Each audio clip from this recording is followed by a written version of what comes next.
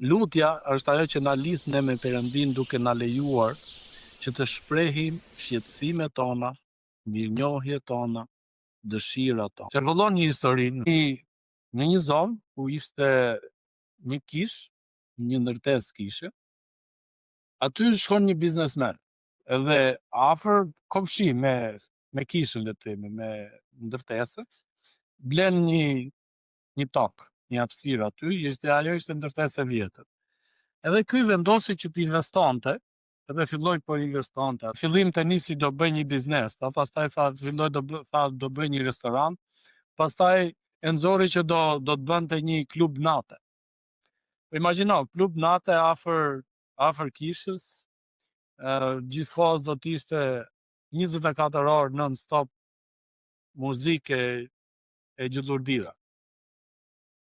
Të krishterët e besimtarët e atij komuniteti mlidhen gjithë bashkë edhe i luten Zotit dhe thanë vendosi të lutën Zotit në këtë mënyrë që Zoti ta shkatërrojë këtë biznes.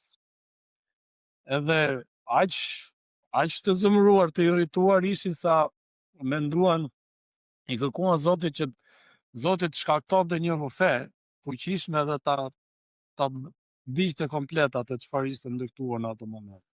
Do t'i që ndodhi, atë natë që ishin mbledhur shumë si kish, ata ndërsa po luteshin me zemër e me gjithë zell, ndodhi një stuhi fuqishme, bym rradh rufeja, e shkatërroi plotësisht vetëm atë vendin aty. Pronari i kësaj prone ngrihet dhe hedh në gjyq kishën. Edhe i thot kishës, domethënë me ankesën që këta janë lutur kundra meje. Janë lutur kundra meje, duke lutur Zotit që të më shkatërrojnë biznesin. Kisha pastaj doli me mbrojtjen edhe tha që jo, nuk e kemi bërë. Nuk ka mundësi që të ndodhi me këto justifikimesh. Edhe gjyqtari, ndërsa po shikonte, po shqyrtonte çështjen me